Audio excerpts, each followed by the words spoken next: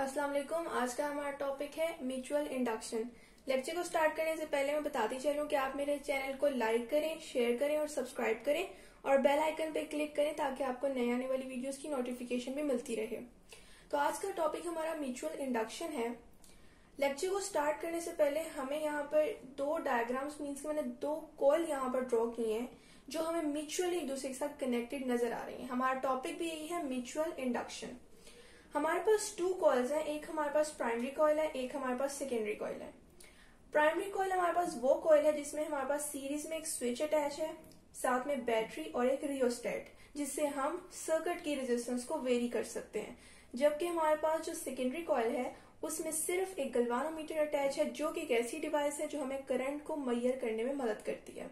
तो ये दो हमने कॉइल्स लिए जो कि आपस में मैग्नेटिकली लिंक्ड है, ना कि किसी भी डिवाइस के साथ। अब देखते हैं कि हमने जब प्राइमरी कॉइल में करंट प्रोड्यूस करवाया तो सेकेंडरी कॉइल और इसके सर्किट में क्या चेंजेस आए और गल्वानोमीटर ने करंट को कितना डिटेक्ट किया और जो है फ्लक्स की चेंजेस को आज हमने डिस्कस करना है। तो डेफिनेशन को सबसे पहले हम देख लेते हैं। तो डेफिनेशन हमारी म्यूचुअल इंडक्शन की है कि the phenomena in which a changing current in one coil induces an EMF in another coil is called mutual induction. Means कि हमने जब स्विच एस को क्लोज किया तो हमारे पास बैटरी के थ्रू जो है सर्किट में करंट फ्लो करना स्टार्ट हो जाएगा। जब हमारे पास ये कॉइल है जिसके हमने वाइंडिंग की हुई है with N number of loops, तो यहां से जब करंट पास करेगा तो मैग्नेटिक फील्ड प्रोड्यूस होगी। मैग्नेटिक फील्ड प्रोड्यूस होने की वजह से हमारे पास जो नियर बाय कॉइल हमारे पास जो है, जिसको प्राइमरी कॉइल की नेबरिंग कॉइल कहा गया है, सेकेंडरी कॉइल, उसमें से भी मैग्नेटिक फील्ड लाइंस पास करेंगी, जो मैंने यहाँ पर आपको डायग्राम में शो करवाई है। मैग्नेटिक फील्ड्स जब सेकेंडरी कॉइल से पास करेंगी तो यहाँ पर चेंज इन फ्लक्स आएगा। मीन्स के पहले फ्लक्स जीरो था थ्रू सेकेंडरी कॉइल, मीन्स के कोई मैग्नेटिक लाइंस पास नहीं हो रही थी। लेकिन जैसे ही यहाँ पर करंट प्रोड्यूस हुआ और करंट के थ्रू जो है मैग्नेटिक फील्ड प्रोड्यूस हुई, तो मैग्नेटिक फील्ड जो है सराउंडिंग एरियाज में जो है वहां पर सेकेंडरी कॉइल में से भी पास आउट हुई, जिसकी वजह से यहाँ पर चेंज इन फ्लक्स भी आया और यहाँ पर जो है फ्लक्स इंक्रीज हुआ, जिसकी वजह से फ्लक्स में चेंज आने की वजह से हमारे पास सेकेंडरी कॉइल में इंड्यूस ईएमएफ प्रोड्यूस हुई और इंड्यूस ईएमएफ की वजह से अल्टीमेटली इस सर्किट में भी करंट फ्लो करना स्टार्ट हो गया और गल्वानोमीटर ने फिर उसकी डिटेक्शन दे दी और इस पूरे फिनोमिना को हम म्यूचुअल इंडक्शन कहते हैं। अब फेरेडेज लॉ के मुताबिक देखा जाए तो हमारे पास जो इंड्यूस ईएमएफ है, जो कि हमारे सेकेंड सर्किट मींस के सेकेंडरी कॉइल में जो है प्रोड्यूस हुई थी, जिससे सेकेंडरी कॉइल में करंट फ्लो हुआ था, तो वो इक्वल होता है rate of change of flux के। यहाँ पर एस जो है स्मॉल मैंने लिखा हुआ है, मींस के सेकेंडरी कॉइल में जो इंड्यूस्ड हुई है ईएमएफ उसकी हम बात करें, और यहाँ एन एस का मतलब है कि सेकेंडरी कॉइल में एन नंबर ऑफ लूप्स हैं जिनकी हमने वाइंडिंग की हुई है। तो हमारे पास जो इंड्यूस ईएमएफ होती है वो डायरेक्टली प्रोपोर्शनल होती है, shown in this equation, rate of change of flux के। मीन्स कि एक स्पेसिफिक टाइम में कॉइल में फ्लक्स का कितना चेंज आ रहा है, वो जितना चेंज आएगा उतनी ही इंड्यूस ईएमएफ उसमें प्रोड्यूस होगी और फिर अल्टीमेटली हमें करंट गल्वानोमीटर के थ्रू डिटेक्ट हो जाएगा। तो हमारे पास जो फ्लक्स है, flux is proportional to the magnetic field produce by the current I P in the primary coil. Means कि अगर हम किसी एक लूप को लें, सेकेंडरी कॉइल की किसी एक लूप को लें, तो उसमें से पास आउट होने वाला जो फ्लक्स है वो उसे हम कह देते हैं कि फाई एस है। लेकिन जब एन नंबर ऑफ लूप से सेकेंडरी कॉइल के जब वेरी होगा फ्लक्स, तो उसको हम कहेंगे कि N S phi S, means के एन नंबर ऑफ लूप से फ्लक्स जो है वो चेंज हो रहा है। तो जो फ्लक्स है हमारे पास वो डायरेक्टली प्रोपोर्शनल है करंट के प्राइमरी कॉइल में जो प्रोड्यूस हुआ, क्योंकि जितना यहाँ पर करंट प्रोड्यूस होगा उतनी ही मैग्नेटिक फील्ड प्रोड्यूस होगी। मैग्नेटिक फील्ड ज्यादा होने की वजह से यहाँ पर हमारे सेकेंडरी कॉइल में फ्लक्स भी ज्यादा चेंज होगा। फ्लक्स जब इंक्रीज ज्यादा होगा तो यहाँ पर इंड्यूस ईएमएफ ज्यादा होगी, जैसे कि हमने यहाँ पर देखा इंड्यूस ईएमएफ डायरेक्टली प्रोपोर्शनल है to the rate of change of flux. तो फिर हमारे पास इंड्यूस ईएमएफ से ज्यादा करंट प्रोड्यूस होगा, इसीलिए इनको डायरेक्ट प्रोपोर्शन कहा गया। और यहाँ पर इसी की एक और हमारे पास जो है रिलेशन है कि N S by S, means के सेकेंडरी कॉइल में चेंज होने वाला flux is directly proportional to the current in primary coil. Means के जितना करंट प्राइमरी कॉइल में होगा उतना ही चेंज इन फ्लक्स होगा in an number of loops of coil secondary coil. और अगर हम इसका प्रोपोर्शनैलिटी साइन रिमूव करें तो हमें यहाँ पर कांस्टेंट मिलता है m। कैपिटल M हमारे पास प्रोपोर्शनैलिटी कांस्टेंट है जिसको म्यूचुअल इंडक्टेंस कहा गया है, और ये हमारे पास कुछ फैक्टर्स पे डिपेंड करता है ये कांस्टेंट, जैसे कि नंबर ऑफ टर्न्स कॉइल में जो मौजूद होते हैं उसमें, क्योंकि जितने ज्यादा नंबर ऑफ टर्न्स होंगे उतनी ही मैग्नेटिक फील्ड प्रोड्यूस होगी और अल्टीमेटली हमें करंट भी ज्यादा मिलेगा।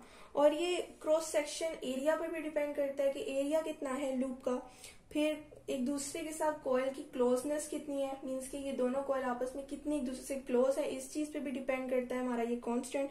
और हमारे पास ये कांस्टेंट डिपेंड करता है कोर मटेरियल, जिसके ऊपर जो है टू कॉइल्स आपस में वाइंडिंग हुई होती है उनकी, मतलब कोर मटेरियल जैसे कि आयरन सिलेंडर हम ले लेते हैं तो उस तरह के मटेरियल पर डिपेंड करता है जिसके अक्रॉस हमने कॉइल की वाइंडिंग की होती है।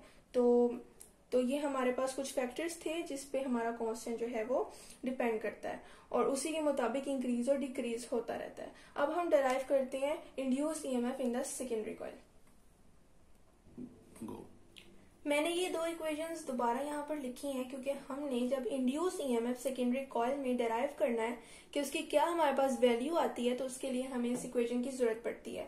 मींस कि ये इक्वेशन मैं दोबारा रिपीट कर देती हूँ कि सेकेंडरी कॉइल में जितना फ्लक्स चेंज हो रहा है वो डायरेक्टली प्रोपोर्शनल है to the current in the primary coil, क्योंकि वो ही इसकी कॉज है ताकि ये प्रोड्यूस हुआ है, तो ये उस चीज के डायरेक्टली प्रोपोर्शनल है।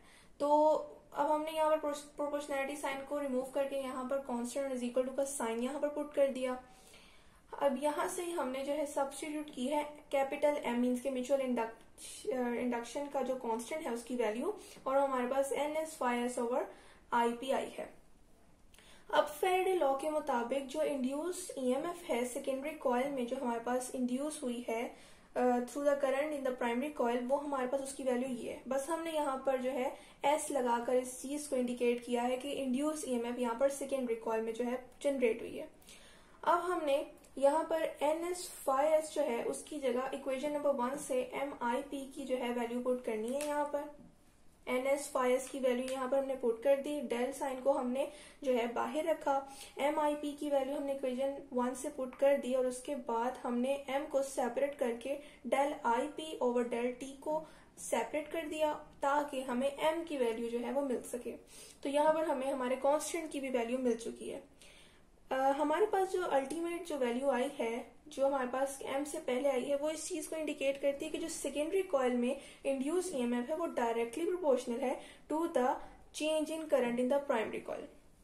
मींस कि करंट हमारे पास प्राइमरी कॉइल में चेंज होगा जितना उतनी ही मैग्नेटिक फील्ड प्रोड्यूस होगी। मैग्नेटिक फील्ड प्रोड्यूस होने से मैग्नेटिक फील्ड लाइंस, और जितनी मैग्नेटिक फील्ड लाइंस जो हैं वो हमारे पास जो है सेकेंडरी कॉइल से पास करेंगी तो वेरी होगा यहाँ पर मैग्नेटिक फ्लक्स, और फिर यहाँ पर भी अल्टीमेटली इंड्यूस्ड ईएमएफ के थ्रू इंड्यूस्ड करंट प्रोड्यूस होगा।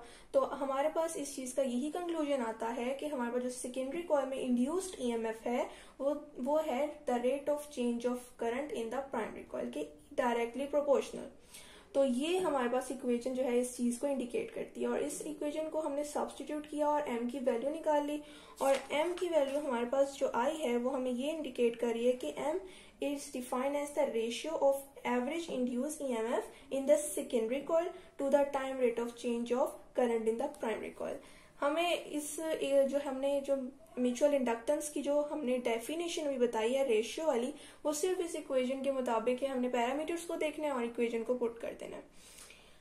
अब हमारे पास जो नेगेटिव साइन है सिर्फ ये एक्सप्लेन होने वाला रह गया। तो यहाँ पर देखें कि negative sign indicates that the induced EMF is in such a direction that it opposes the change in current in primary coil.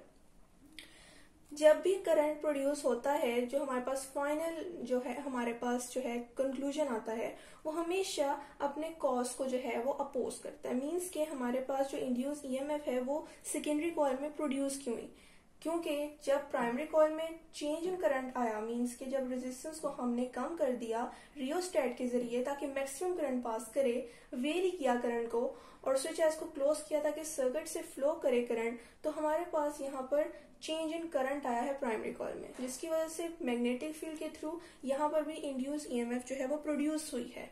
तो हमारे पास जो मेन कॉज है सेकेंडरी कॉइल में इंड्यूस करवाने के लिए ईएमएफ की, वो हमारे पास है change in current in primary coil. तो जो हमारे पास नेगेटिव साइन है वो इस चीज को इंडिकेट कर रहा है ऑपोजिशन, मीन्स कि सेकेंडरी कॉइल में प्रोड्यूस इंड्यूस ईएमएफ ओपोज कर रही है इसके कॉज को, मीन्स कि वो करंट को प्राइमरी कॉइल में अपोज कर रही है, उसको ज्यादा इंक्रीज नहीं होने दे रही है। तो ये हमारे पास नेगेटिव साइन था जिसको मैंने एक्सप्लेन कर दिया। अब हम इसके यूनिट्स को देखेंगे और यूनिट्स की डेफिनेशन को। म्यूचुअल इंडक्टेंस का हमारे पास जो एसआई यूनिट है वो हमारे पास है हेनरी। जो हमारे पास हमने डिफरेंट जो पैरामीटर्स थे हमारे पास इक्वेशन में म्यूचुअल इंडक्टेंस के, उसके हमने यूनिट्स को जो है कंबाइन और कलेक्टिवली कहने हमने हेनरी के इक्वल कह दिया है।